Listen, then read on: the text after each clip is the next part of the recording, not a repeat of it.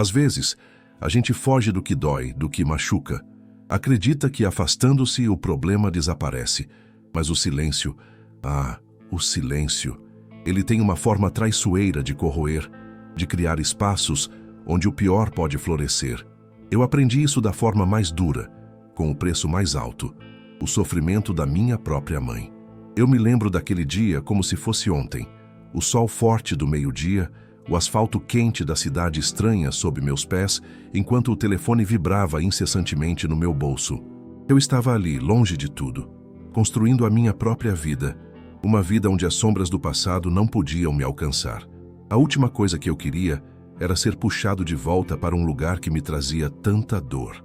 Aquele nome no visor, mãe, era um lembrete constante de uma ferida que eu fingia ter cicatrizado. Eu atendi, a voz meio embargada pelo calor, e então a frase que mudaria tudo, dita com uma urgência que eu nunca tinha ouvido antes. André, sua mãe, ela teve um AVC. O mundo pareceu girar. O sol perdeu seu brilho, e o asfalto antes quente virou uma armadilha gelada sob meus pés.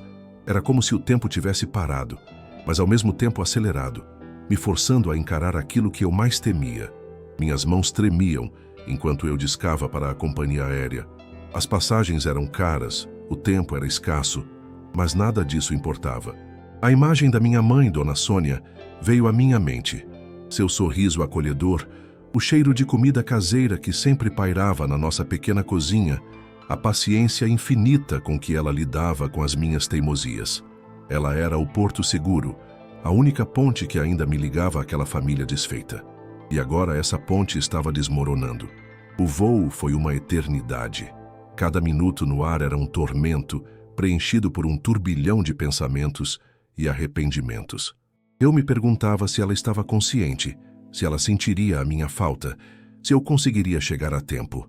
A culpa, um monstro adormecido, começava a despertar dentro de mim, me lembrando de todos os anos de ausência, de todas as ligações não atendidas, de todas as desculpas esfarrapadas para não visitar.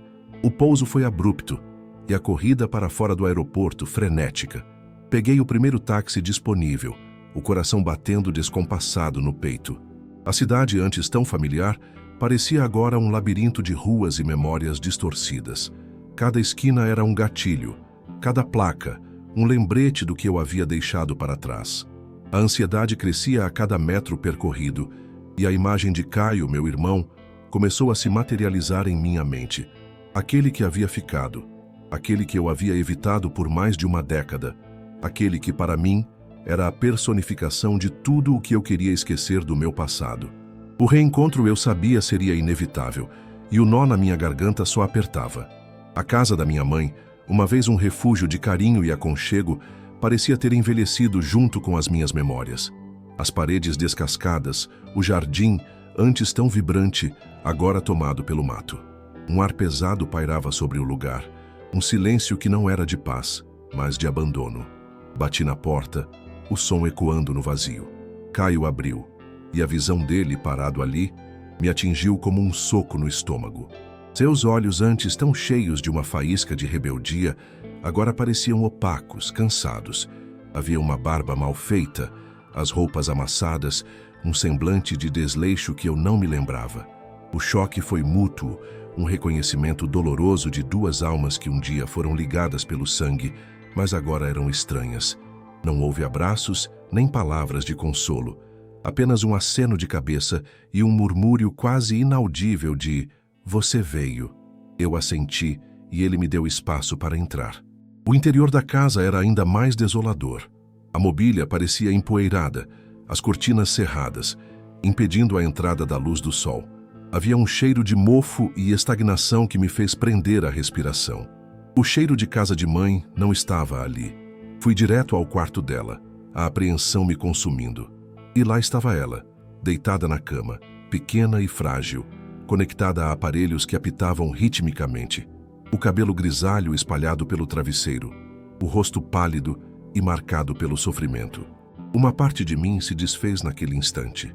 Caio me seguiu, e eu pude sentir o peso do seu olhar em minhas costas. "Ela está assim desde ontem à noite", ele disse, a voz monótona, desprovida de qualquer emoção aparente. Os médicos disseram que o estado é grave, mas estável. Grave, mas estável. As palavras soavam ocas, sem vida, sem o desespero que eu esperava de um filho que acabara de ter a mãe à bebeira da morte. Eu me aproximei da cama, toquei sua mão fria e enrugada. As lágrimas vieram incontroláveis, escorrendo pelo meu rosto enquanto eu sussurrava seu nome, esperando uma reação, um piscar de olhos, qualquer sinal de que ela sabia que eu estava ali. Mas ela permaneceu imóvel, um fantasma do que um dia foi. Foi então que comecei a notar os detalhes. As caixas de remédios vazias sobre a cômoda, algumas com a data de validade vencida. Um copo de água sujo ao lado da cama. Um desleixo que não condizia com o cuidado que minha mãe sempre teve consigo mesma. Olhei para Caio, que parecia distante, alheio à minha angústia. "As contas como estão?" eu perguntei, a voz embargada pela emoção, tentando disfarçar a pontada de desconfiança que começava a surgir. Ele desviou o olhar e um silêncio incômodo pairou no ar. "Ah, as contas estão um pouco atrasadas, sabe como é. As despesas com a casa, os remédios dela." Sua voz era hesitante e eu percebi uma ponta de irritação em seu tom. A inquietação crescia dentro de mim. Onde estava o dinheiro da aposentadoria dela? Ela sempre foi tão organizada com as finanças. Eu sabia que ela tinha uma reserva, pequena, mas existia. A casa, embora simples, era dela, quitada. Não havia motivo para estar daquele jeito, com um aspecto tão negligenciado. Fui até a cozinha e o que encontrei lá só aumentou minha desconfiança. Uma pilha de envelopes de contas não pagas, algumas com avisos de corte de luz, de água. O lixo transbordava e a geladeira, que sempre foi farta, estava quase vazia. Um aperto no peito, uma sensação de que algo estava profundamente errado. Eu voltei para o quarto, determinado a obter respostas. Caio estava encostado na porta, os braços cruzados, um olhar defensivo em seu rosto. "O que está acontecendo aqui, Caio?" eu perguntei, a voz mais firme do que eu esperava.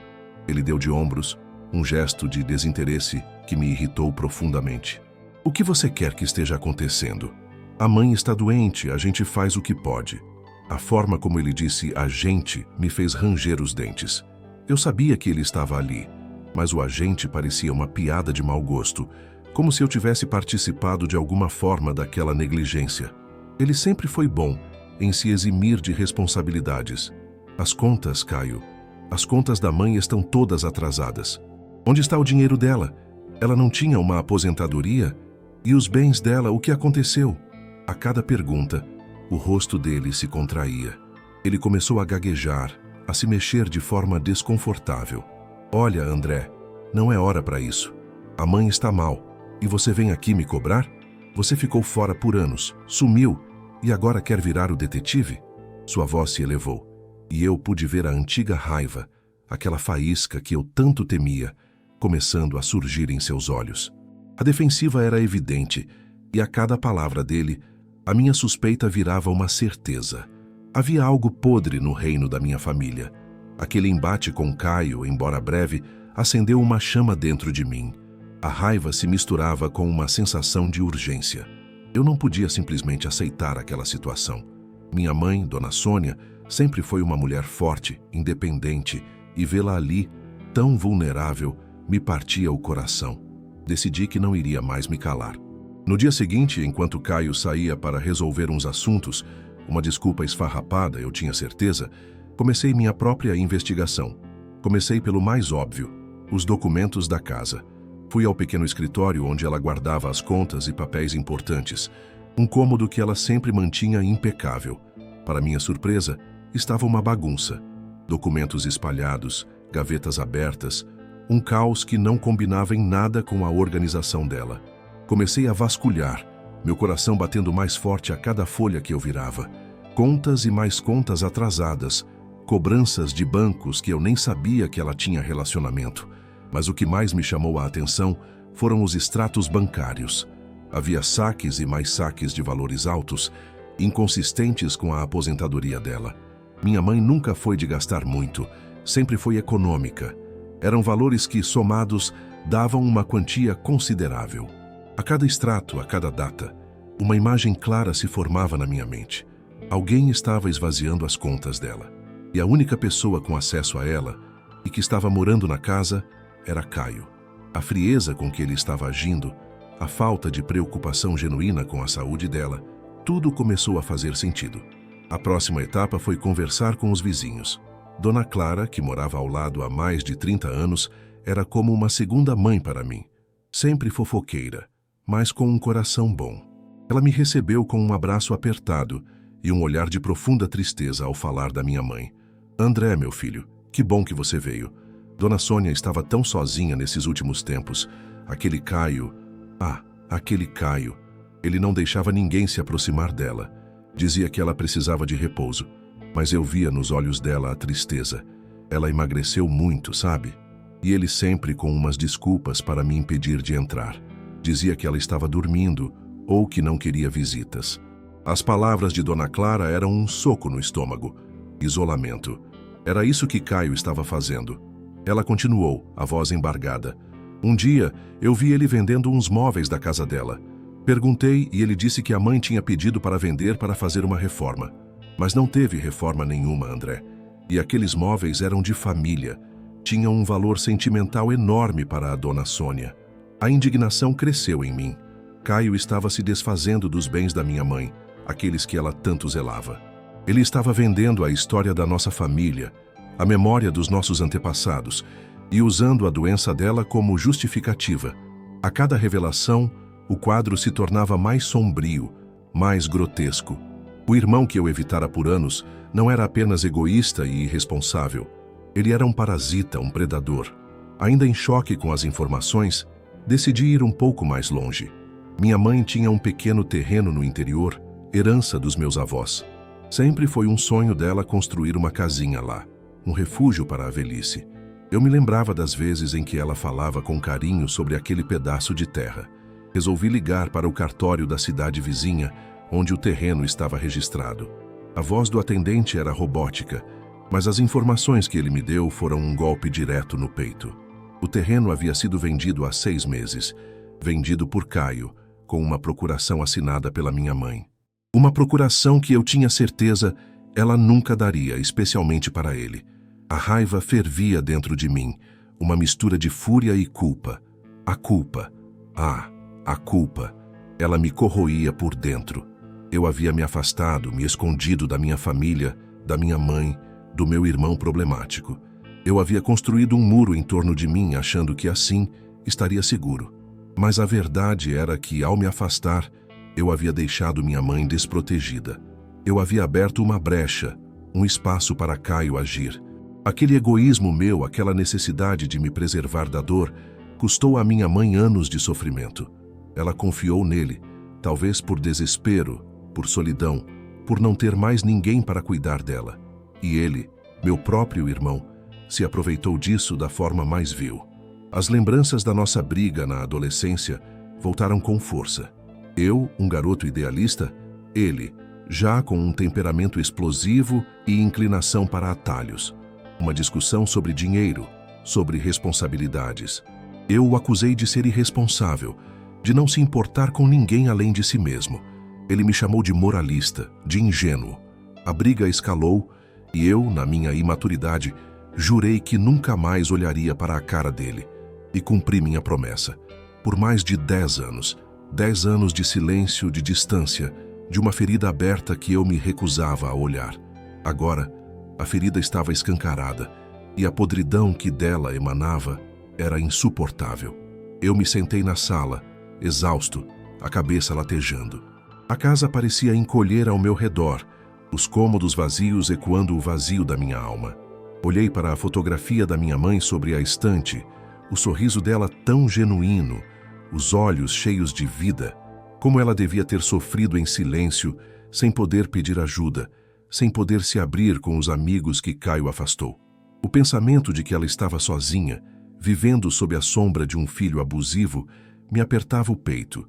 A imagem dela, frágil na cama, conectada aos aparelhos, me assombrava. Cada detalhe que eu descobria era uma faca afiada no meu coração. Eu precisava encontrar algo mais, alguma prova irrefutável que confirmasse o que eu já sentia no meu íntimo. Algo que me desse a força para confrontar Caio de frente. Revirei cada canto da casa, cada livro, cada gaveta. A esperança se misturava com o desespero. Eu sabia que ele não seria estúpido de deixar provas óbvias, mas também sabia que pessoas como ele, no fundo, sempre deixam um rastro, por menor que seja. E então, foi quase por acaso. Embaixo de umas toalhas velhas no armário do quarto da minha mãe, senti algo duro, um pequeno volume escondido.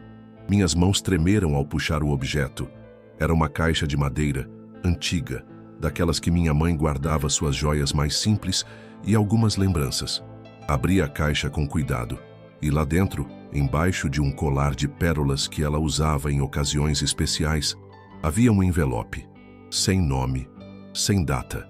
A caligrafia na frente, no entanto, era inconfundível, a da minha mãe. O coração disparou. Eu sabia que aquilo era importante. Com mãos trêmulas, abri o envelope e comecei a ler.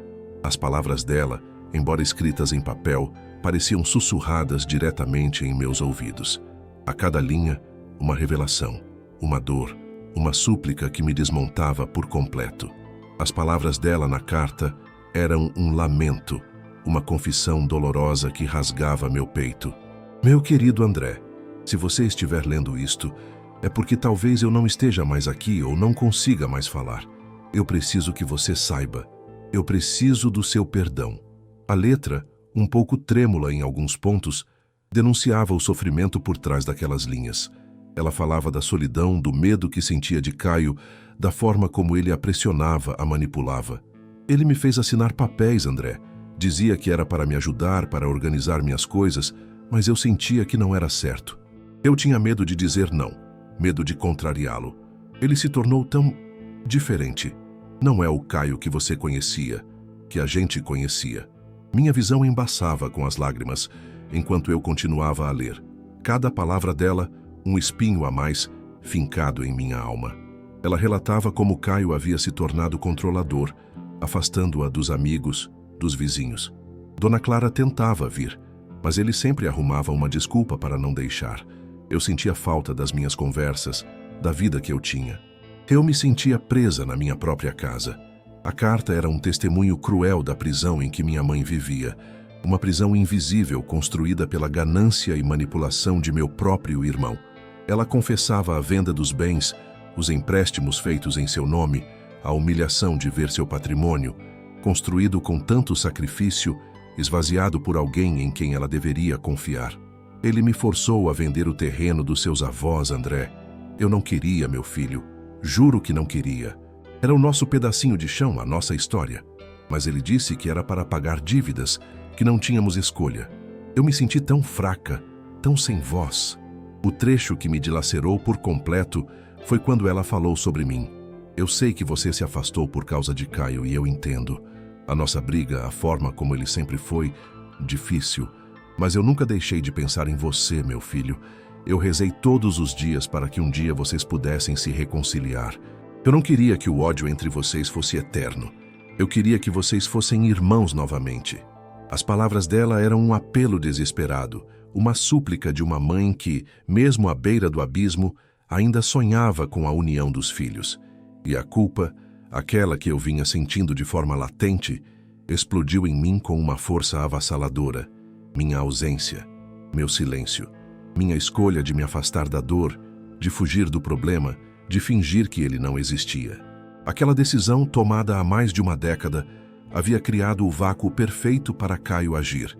Eu pensei que estava me protegendo, mas na verdade estava condenando minha mãe a anos de abuso e negligência. O irmão que eu evitei por anos não só destruiu a dignidade dela, como também fez dela uma refém de suas próprias ambições.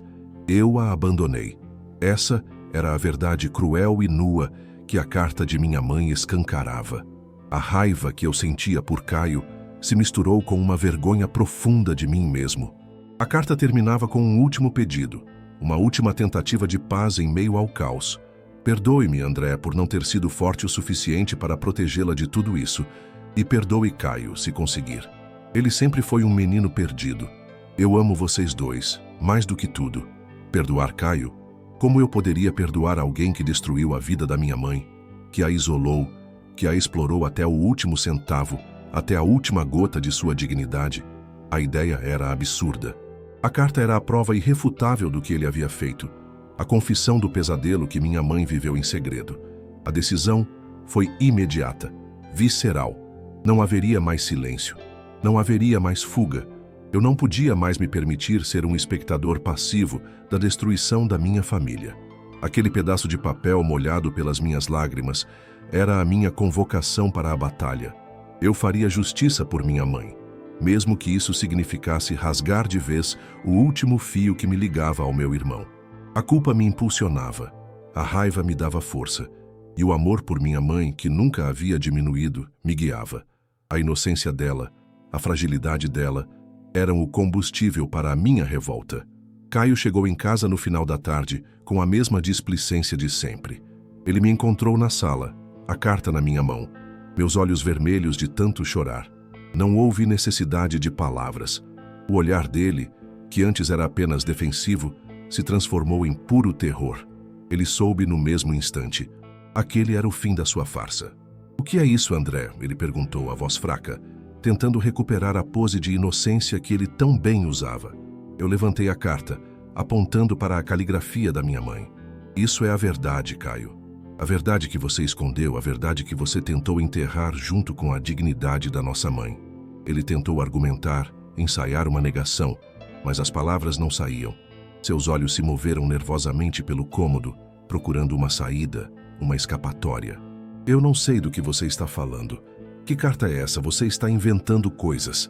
A mentira dele era patética e a raiva em mim cresceu ainda mais. "Não minta para mim, Caio. Eu sei de tudo. Sei que você vendeu o terreno dela. Sei que fez empréstimos no nome dela. Sei que a isolou de todo mundo." Minha voz estava carregada de desprezo, de anos de mágoa acumulada e da dor presente. Ele recuou um passo, a postura encolhida, a fachada de arrogância desmoronando. "Você não entende, André. As coisas não são simples assim. Eu estava com problemas, precisava de dinheiro. E a mãe, ela ia me ajudar. Ela sempre me ajudou." A forma como ele falava, como se a minha mãe fosse uma fonte inesgotável de recursos para seus próprios vícios e irresponsabilidades, era revoltante. "Ela te ajudou até o ponto em que você a destruiu, Caio. Você sugou cada centavo dela. Você a abandonou. Você a fez viver com medo." Eu cuspi as palavras, a indignação me consumindo por completo. A discussão durou horas. Ele tentou se vitimizar, jogar a culpa em mim por ter me afastado, dizendo que se eu estivesse por perto, nada disso teria acontecido. Mas eu não caí no jogo dele. A culpa, sim, era parte da minha dor, mas não justificava nem 1 milímetro das atrocidades que ele cometeu. Eu o confrontei com cada prova que eu havia reunido: os extratos bancários, os depoimentos dos vizinhos, a cópia do registro de venda do terreno. Ele estava encurralado, sem saída. A máscara caiu completamente e o que restou foi um homem pequeno, covarde, patético. Ele desabou, não em lágrimas de arrependimento, mas em uma fúria impotente. Gritos, acusações, a tentativa desesperada de inverter a situação e me fazer parecer o vilão. "Você quer destruir a família, André. Você sempre quis", ele berrava, os olhos injetados de sangue. Mas as palavras dele não me atingiam mais. A dor da verdade era tão grande que a raiva dele parecia insignificante. Eu o observei, não com ódio, mas com uma estranha mistura de pena e repulsa. Aquele homem à minha frente era apenas um reflexo distorcido do irmão que eu um dia conheci, e a linha entre nós, já tão tênue, se rompeu de vez naquele momento. Eu sabia o que tinha que ser feito por mim e principalmente por ela. No dia seguinte fui à delegacia. Minhas mãos tremiam, mas minha determinação era inabalável.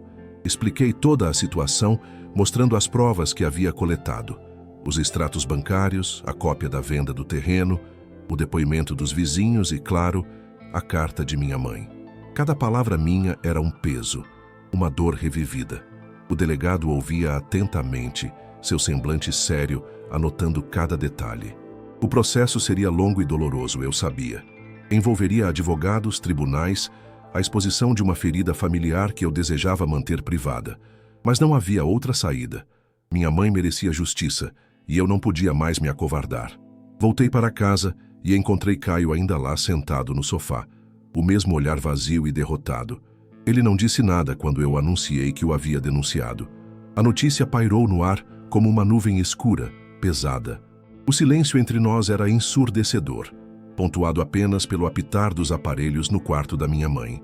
A partir daquele dia, a casa se transformou em um campo minado. Embora ele ainda estivesse ali, a presença dele era espectral e a nossa convivência insuportável. Eu evitava qualquer contato, qualquer troca de olhares. Aquele laço de sangue, um dia tão forte, agora era apenas uma memória distante, diluída pela dor e pela traição. Os dias se arrastavam na UTI.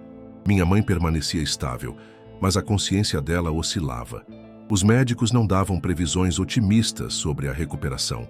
É um processo longo, André, e talvez ela não volte a ser a mesma, disse um dos neurologistas com um olhar de pesar. Aquelas palavras eram um golpe, mas eu já estava preparado para o pior. O importante era que ela estava viva e eu faria de tudo para que ela tivesse o melhor cuidado possível. Eu passei a maior parte do meu tempo ao lado dela, lendo livros, cantando as músicas que ela amava, contando histórias da minha vida, na esperança de que minha voz a alcançasse em algum lugar. Enquanto estava no hospital, eu sentia a necessidade de fazer algo mais, algo que pudesse trazer um pouco de paz à minha mãe, mesmo que ela não soubesse.